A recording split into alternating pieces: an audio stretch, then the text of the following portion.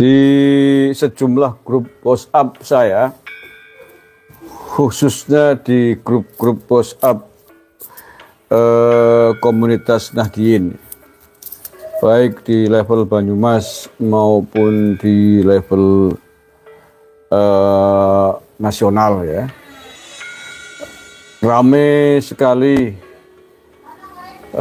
diperbincangkan, di-share fotonya Fakhrur Razi atau di kalangan pengurus PBNU terkenal dengan sebutan Gus Fakhrur, asal Malang. Gus Fakhrur atau Fakhrur Razi, ketua, salah satu jajaran ketua PBNU hari ini periode 2022-2027. Apa gerangan, mengapa dia ramai menjadi perbincangan? Ya, ini karena keterlibatannya dia di dalam perusahaan PT Gag Nikel di Raja Ampat, Papua. Dia ternyata menjadi salah satu komisaris di PT Gag Nikel Raja Ampat ini. PT Gag Nikel ya, anak perusahaan dari PT Antam.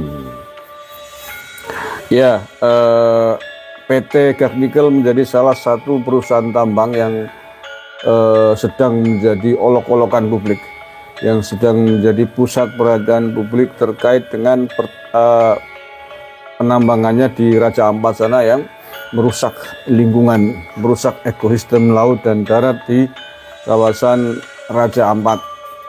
Karena kerusakannya dianggap sangat parah, merusak destinasi wisata kelas nasional bahkan internasional, destinasi wisata alam dan laut yang paling indah di tanah air ini, Raja Ampat di Papua Barat Daya. Nah, itu dia mengapa Fakhrur Razi ini menjadi perbincangan yang sangat hangat dan panas di kalangan para aktivis dan kader-kader Nahdien di seluruh Indonesia hari ini. Itu ternyata dia diam-diam menjadi komisaris. Menjadi komisaris PT Gag Nikel. Nggak tahu sejak kapan dia diangkat menjadi komisaris di PT Gag Nikel Raja Ampat ini, dan apa pula kompetensinya dia. Ya tentu saja saya kira dia bisa menjadi komisaris di PT Gag Nikel ini adalah karena bendera NU-nya, karena PBNU, pengurus PBNU, ketua PBNU. Apalagi memang dia ahli pertambangan. Tetapi yang malang adalah kemudian komisaris di sebuah perusahaan yang sekarang bermasalah. Bahkan izin operasionalnya untuk sementara sudah dibekukan oleh Menteri Bahlil ya, Menteri Energi dan Sumber Daya Mineral. Sampai nanti akan diverifikasi lebih lanjut untuk setelah itu akankah diteruskan ataukah akan ditutup total. Kalau para aktivis lingkungan terutama dari Greenpeace itu meminta agar pemerintah dengan tegas menutup total, menutup permanen izin pertambangan PT Gag Nikel di Raja Ampat ini. Walau alam apakah akan dituruti oleh pemerintah atau tidak. Nah, oke, kembali ke laptop Fakhrur Razi. Apakah tidak boleh petinggi PBNU menjadi komisaris di PT Gag Nikel? Ya, saya kira boleh saja. Ya, faktanya sudah berhasil tuh. PBNU memasang orang, menempatkan orang menjadi komisaris. Fakhrur Razi itu di PT Gag Nikel, nggak tahu nih apakah baru saja ataukah sudah lama semenjak Menteri Erick Thohir menjadi Menteri BUMN, ataukah saya cari jejaknya belum nemu sejak kapan dia diangkat menjadi komisaris di PT Gag Nikel ini. Ya, sekali lagi boleh saja sebenarnya asal memenuhi kapabilitas gitu ya. Dan dia memang kapabel jadi komisaris di PT Gag Nikel. Ah, itu dia. Nah, mestinya sesuai dengan fungsinya, komisaris itu adalah berfungsi untuk mengawasi jalannya manajemen perusahaan di mana dia bekerja itu. Nah, masalahnya apakah komisaris yang yang dipegang oleh Pak Rozi ini sejauh ini selama dia menjabat sebagai komisaris sudah menjalankan fungsinya dengan baik, atau hanya tidak lebih jabatan-jabatan hadiah atau jabatan-jabatan untuk bagi-bagi kue politik walau alam bisawab. Faktanya sampai ini mencuat di permukaan, sampai geger-geger kerusakan lingkungan di kawasan Raja Ampat ini, kita belum pernah lihat jejak digital Fahru Rozi ini memberikan teguran atau memberikan analisis tentang dampak kerusakan lingkungan di kawasan Raja Ampat akibat dari praktek pertambangan PT Gagnikelnya ini. Kita belum lihat.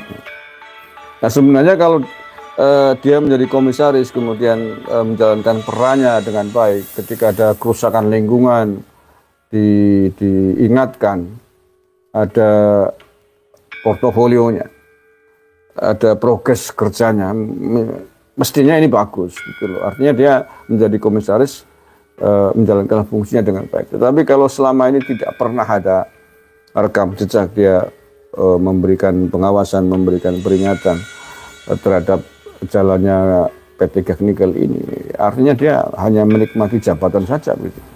Dia tidak melakukan fungsi kerjanya dengan baik gitu. Ini yang menjadi masalah, dan ini tentu saja membuat malu kita semua ya, khususnya warga NU, khususnya kader NU, termasuk saya. Saya bukan warga NU biasa loh, saya kader NU. Saya mengikuti jenjang kaderisasi di NU dari level terbawah sampai di tingkat atas lah ya, dari IPNU saya ikut, Ansor ikut kaderisasi loh ya, bukan ikut anggota biasa. Di NU saya pernah menjadi pengurus PCNU di Banyumas, MKNU saya ikut, PKPNU saya ikut, PMI saya ikut. Malu saya, malu karena punya kader menjadi komisaris di PT Gagnikel ya, tapi kemudian perusahaannya hari ini menjadi bulan-bulan publik karena merusak lingkungan di kawasan Raja Ampat, kan begitu. Malu. Nah, kemudian lalu apa yang harus dilakukan? Ya kalau menurut saya, khususnya bagi Pak Rozi loh ya, Pak Rozi di PBNU tarik mestinya agar tidak tidak nambah malu. Artinya PBNU bisa bersikap tegas gitu loh. PBNU bisa bersikap tegas, bersikap netral, apa adanya, profesional, menempatkan orangnya tidak becus di PT Gagnikel itu ya tarik lah. Berhentikan di komisaris PT Gagnikel. Itu kalau PBNU tidak ingin ikut tercoreng getahnya.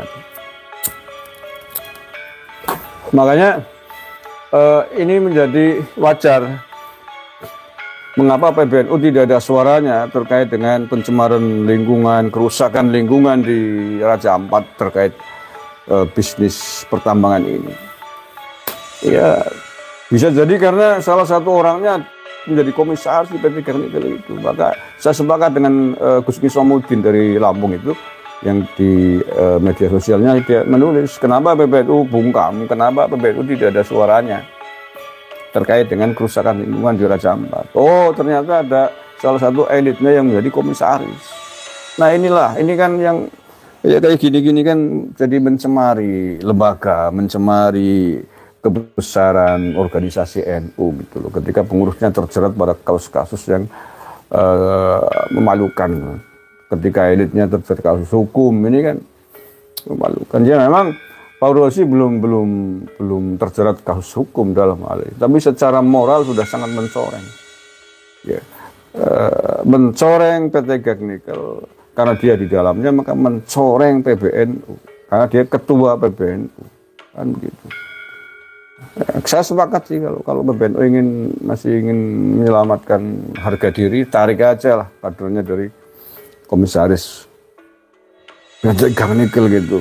Nah, terkait dengan sanksi dari pemerintah ya kita ikuti saja, karena sampai hari ini, per hari ini Menteri SDM Bahlil Lahadalia gitu ya, sudah memberikan sanksi tegas dengan menghentikan sementara operasional tambang di Raja Ampat ini untuk PT Gas Nikel, sedang diselidiki. Kalau nanti ternyata ada pelanggaran yang serius akan jadi dihentikan total gitu. Nah, siapakah Fauzi? Saya kira dalam polemik nasab Khabib Dobolowi, semua orang tahu dia adalah salah satu pembela kuat, pendukung kuat Khabib Ba'alawi, keturunan imigran keparat dari Yaman itu, keturunan imigran perusak perjuangan ulama kita dulu, keturunan imigran perusak Nusantara, perusak sejarah Nusantara, perusak sejarah NU, didukung penuh nih oleh Fauzi ini. Maka ya menjadi logis kalau antara yang didukung dan pendukungnya sama-sama punya saham merusak. Yang didukung dalam sejarahnya banyak merusak di tanah air ini. Iya, banyak merusak tuh keturunan Ba'alawi Yaman tuh. Dari tahun 1800-an dulu. Akhir sampai hari ini banyak merusak di negara ini. Kalau kemudian didukung, pendukungnya ikut andil dalam kerusakan lingkungan, itu ya wajar, kan sefrekuensi itu antara pendukung yang didukung. Nah, itu dia Fauzi ya, yang ngikutin polemik nasab di kalangan Nahdliyin pasti tahu nama ini. Lama nggak kelihatan suaranya setelah dulu pernah berdebat dengan Kiai Maduddin Usman di salah satu kanal YouTube. Ternyata angin dekis nang PT Gas Nikel. Tekis tahu nggak? Cara Wong Banyumas angin dekis ya. Lagi menikmati menikmati gaji komisaris di PT Gas Nikel. Dipocokkan sana, bersembunyi, biar tidak ada orang yang tahu ya. Ya tidak ada orang yang tahu, memang sebelum kasus ini terbongkar ini nggak ada yang tahu. Saya juga baru tahu, oh ternyata jadi komisaris di PT Nikel. Oh ini tuh ternyata kemarin bahwa ormas NU itu setuju ormas mengelola tambang. Oh ini tuh ternyata. Tapi ujung-ujungnya malah memalukan. Cara Kiai Fuad dari Jakarta gitu ya. Boleh saja sih anak atau kader NU mainan tambang, tapi yang bener gitu, di jalur yang bener gitu, bukan ugal-ugalan. Kalau ugal-ugalan main tambang ya nanti kualat sama NU. Ya saya sepakat dengan Kiai Fuad dari Jakarta itu.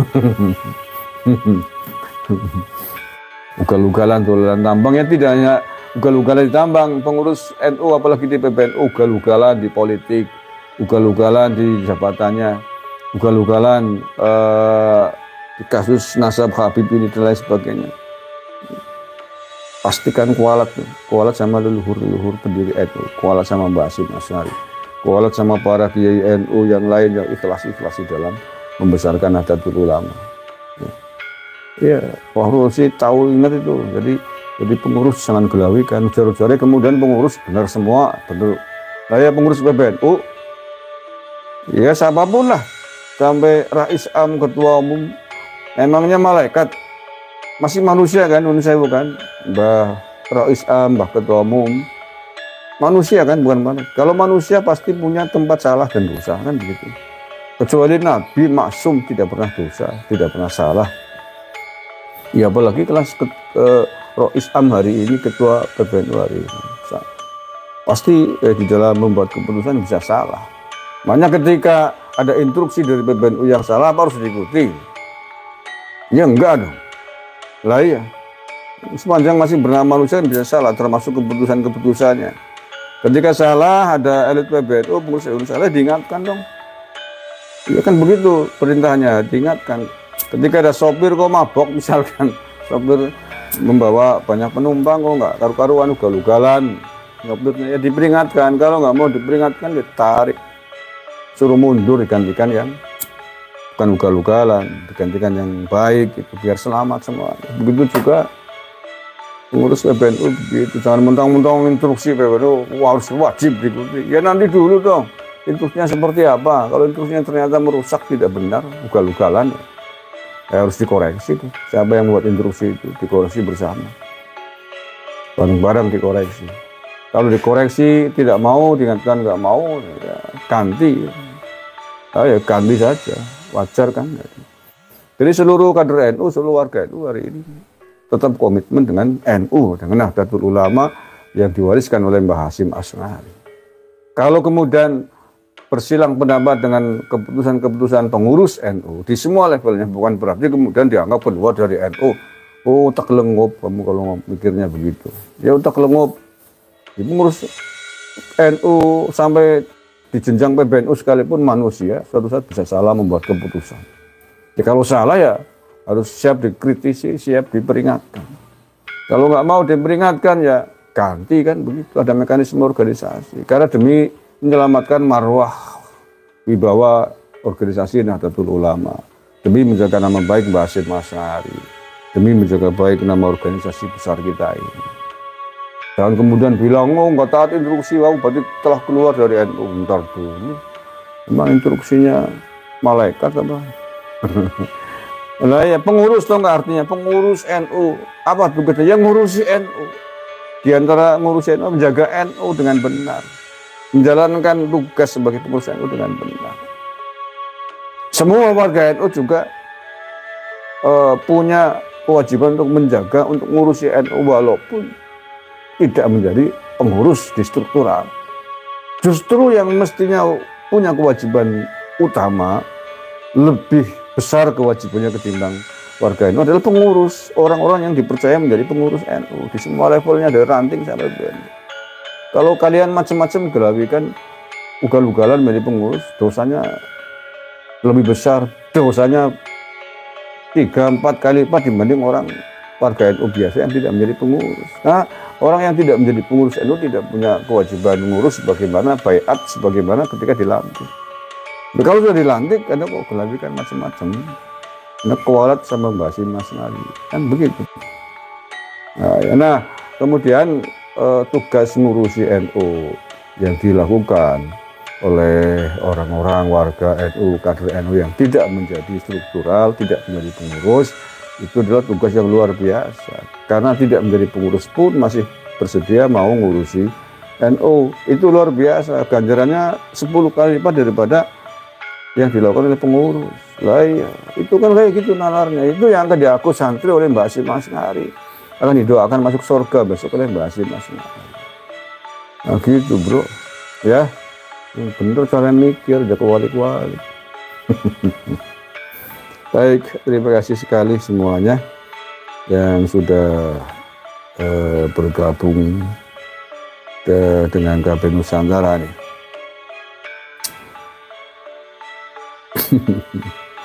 Ya terima kasih semuanya ya yang sudah gabung. Waduh, udah maghrib di Banyumas nih, mohon maaf ya. Sementara saya akhiri dulu live streaming saya hari ini. Nanti saya lanjutkan malam bismisan ya. Terima kasih yang sudah bergabung. Sampai jumpa, tetap jaga kesehatan, tetaplah bahagia. Yang sudah makan sate jangan baik banyak-banyak satenya, nggak ada pengeluaran.